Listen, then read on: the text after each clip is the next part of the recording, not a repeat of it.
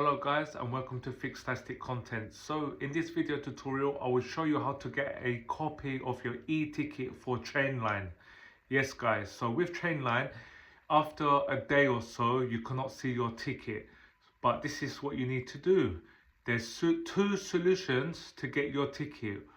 One being, in your app, check your email. So basically where you registered, check your email to see in your inbox if you've got a e-ticket confirmation booking.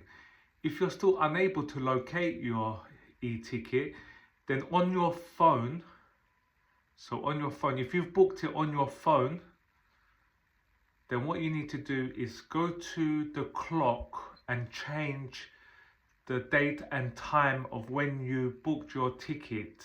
So with iPhone, you go to settings, general, and then time and date. With Android, I believe there's a clock icon on your phone, then you can change the time and date. So once you change the time and date, you backdated it to the time you got your ticket.